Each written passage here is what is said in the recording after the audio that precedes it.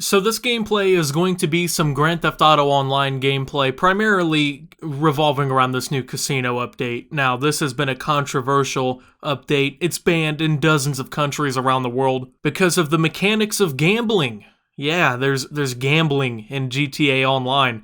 You can, theoretically, at least in a lot of places around the world where the gambling laws aren't so strict and they're not, taking this so seriously, you can technically buy shark cards and convert that cash into these chips and gamble in GTA Online. It's been a pretty controversial update. Rockstar's gotten a lot of flack. It's also gotten a lot of praise. It's been all over the place. Just wanted to show you guys this update because I think it kind of fits in well with the topic of this video in a way, because microtransactions, man, they've been a huge topic in gaming for a long time, but loot boxes, they've been at the forefront of it all here. Because when we're talking about gambling, loot boxes are really the king of gambling in gaming. So the big news right now, of course, well, over the last couple months, is that, the United States and a lot of other countries have been looking into making these loot boxes illegal in a lot of different games.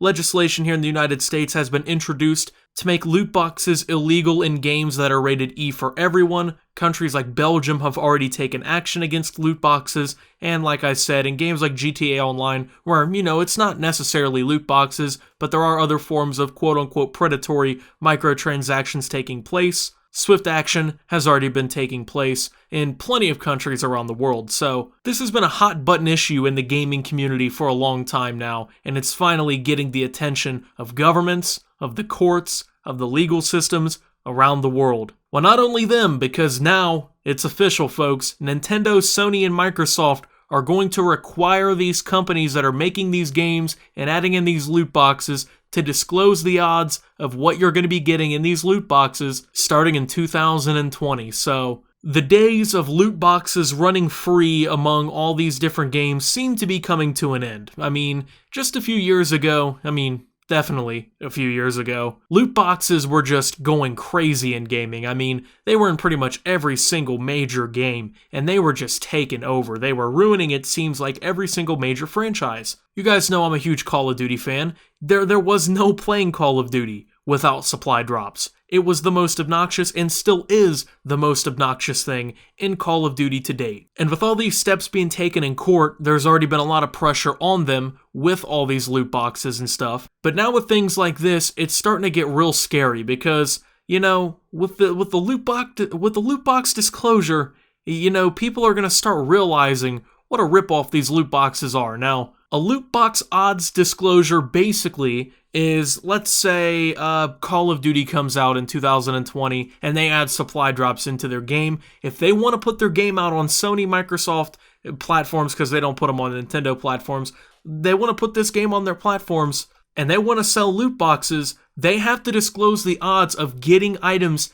in these loot boxes to the player before purchasing them. So let's say there's like 4 different categories of items that you can get inside of a loot box, which usually they have like tiers. They have like your commons, then you have like your rares, epics, legendaries, god tiers, omegas, whatever. That's how they usually go with these kinds of things. Well, what they would have to do is say you have like a 90% chance of getting a common, a 5% chance of getting a rare, a 2.5% chance of getting like an epic, and like a 1% chance of getting a legendary, and like a 1% chance of getting anything above that. Now, this is, in my opinion, definitely a major thing. Now, here's why. People complain about loot boxes heavily, especially in like the Call of Duty franchise, because obviously they plague these games. And I think the problem with loot boxes are that there's a lot of consumers out there who are making poor consumer choices simply because they don't really realize how bad of a ripoff these things actually are. They look at these things and they go, oh, it's what, $2 a pop and I'm making a random decision? It's not even really that big of a deal. I'm still getting something out of it. I have a chance to get some item that I really, really like out of it.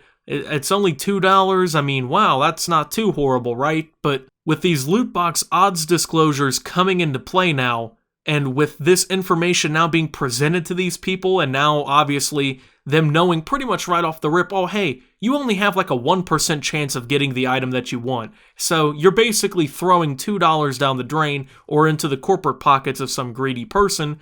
I think that that's going to start making a pretty big impact on a lot of purchasing decisions of common people.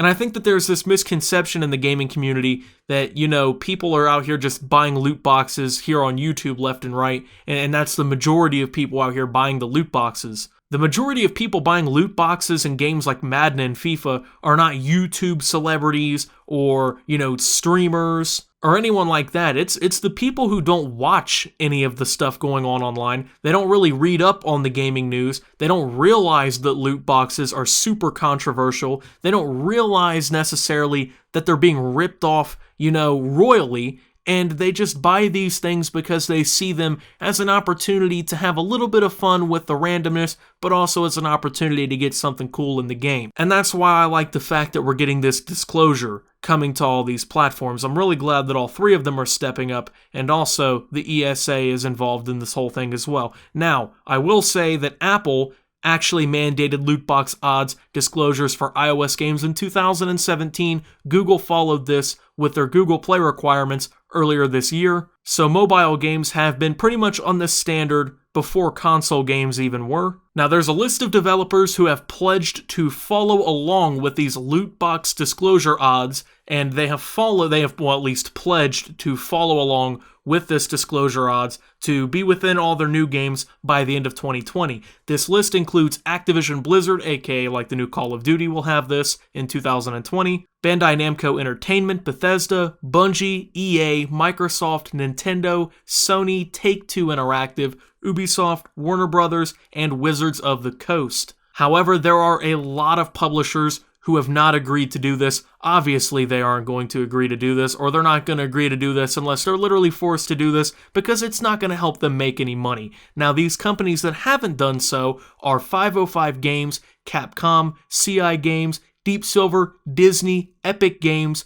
Focus Home Interactive, Gearbox, Gung Ho, Intellivision, Calypso, Konami, Magic Leap, NCSoft, Natsume, Nexon, Rebellion, Riot Games, Sega, Square Enix, THQ Nordic, Tencent, and Marvelous. I do want to say, though, that THQ said through Twitter that they did not make a commitment because it was not asked for a statement by the ESA before the announcement was made. They added that their games don't have loot box mechanics. They do not plan to introduce any. I don't know, I haven't played a THQ game as far back as I can remember, at least, that I can think of. I mean, yeah, I can't remember, but I do want to add there are games that have already had these kinds of features already. I do want to there's a game, Rocket League. I don't know if you've ever heard of it. It's only one of the most popular games. I don't know if you've ever heard of it. It's a small little indie game, of course, by Psyonix. It did have this in their paid crates, which was a feature that I've always liked. Overall, I think that this standard is a very good one for the business because, I don't think loot boxes are just going to disappear. I know there's a lot of people who are really hopeful that loot boxes are just going to disappear because of all of the litigation and whatnot and all the trouble that they're getting in court and stuff. I don't think that's going down, man. If I'm being truthful with you, I really don't see it happening. You really think Activision and EA and all these companies that are making billions of dollars are just going to sit by and let these things wash away in the tides? I don't think so. There's going to be a lot of fight in these companies, and you're going to see them go to court, and they're going to battle every step of the way for them. And that's why things like this coming from companies like Sony, Microsoft, and Nintendo, companies that have that position of power with the ESA, making these moves that mandate these situations or else, refusing them the ability to publish or something else. I think these are good moves because it forces them to comply in ways that, other places can't really do. Overall, this is definitely good news for the gaming industry, and I'm definitely looking forward to this. It looks like that loot box industry, hopefully, is crumbling apart. Gamers are starting to realize how bad this stuff really is for the industry, man. They're not good. Thank you for watching. If you did enjoy, make sure to leave a like, subscribe if you're brand new around here on my channel, follow me over on Twitter at @SubToOptimus. I post memes, thoughts, and updates over there. It's a surefire way to get notifications of all my newest content. Join the Discord down below, lots of great things going on down there as well. And until my next video, guys, this is Optimus, I guess, buying some loot boxes and signing out.